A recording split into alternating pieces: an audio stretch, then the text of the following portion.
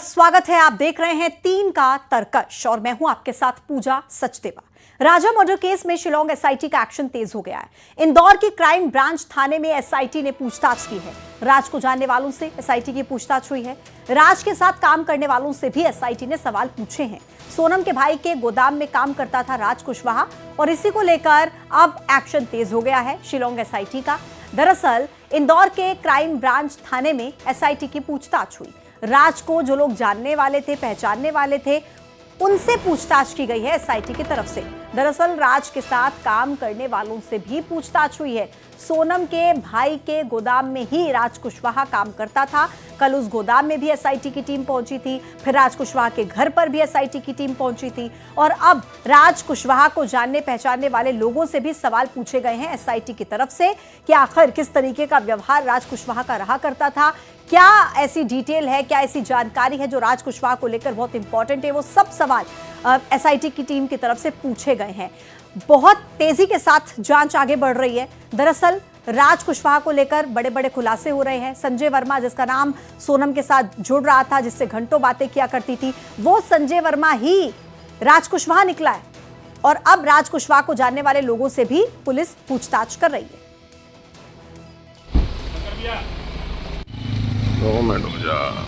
नहीं, अभी पूछताछ वैसे ही नहीं की जा रही है। अभी ये सभी लोगों से पूछताछ जो भी इनसे रिलेटेड थे वो उन्हीं से पूछताछ करी जा रही है। अब मुझे आइडिया नहीं, जो भी इनके टच में थे, जितने भी लोग हैं, जो भी है, मतलब अब वो क्राइम ब्रांच उनके हिसाब से।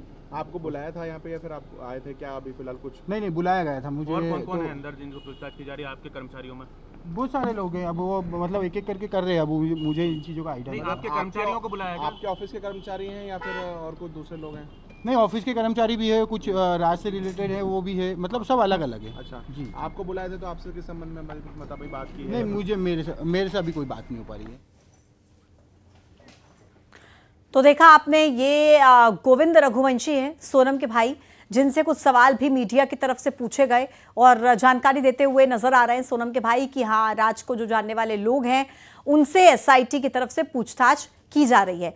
लगातार एक के बाद एक बड़े बड़े खुलासे हो रहे हैं, लेकिन ये जो गुत्थी है राजा हत्याकांड की, ये उलझती जा रही है क्योंकि क्राइम सीन रिक्रिएशन के बाद भी कई अनसुलझे सवालों के जवाब पुलिस को मिले हैं और अब राज कुशवाहा, जो इस पूरे मामले में एक मुख्य आरोपी के तौर पर देखा जा रहा है, इस राज कुशवाहा को लेकर भी बड़े बड़े खुलासे होना अभी बाकी है। बताया जा रहा है किसी के साथ प्रेम प्रसंग सोनम का चल रहा था, घंटों बात किया करती थी, 3-3 घंटे जो कॉल डिटेल्स पकड़े गए हैं संजय वर्मा के नाम से। अब ये खुलासा हो जाता है कि वो जो संजय वर्मा है वो राज कुशवाहा ही था, नाम दूसरी आईडी पर जो है नंबर लिया हुआ था और उससे बात की जा रही थी, लेकिन ये राज कुशवाहा ही था एक्चुअल में। तो क्या ये पूरी कहानी है? क्योंकि जब आप तस्वीरें देखेंगे इनकी शादी की तो आपको सोनम के जो लहजे से, जेस्चर से, पोस्चर से, मुस्कान से ये समझ में नहीं आएगा कि क्या सोनम के दिमाग में इतना कुछ चल रहा था, क्या सोनम के मन में इतनी नफरत शादी के कुछ ही दिन के भीतर राजा के लिए भर गई थी कि उसने राजा की हत्या करवा दी।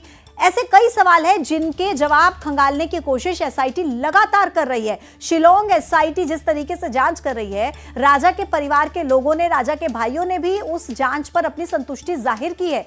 और अब मिथिलेश गुप्ता इंदौर से हमारे साथ कनेक्ट हो गए ज्यादा डिटेल के साथ।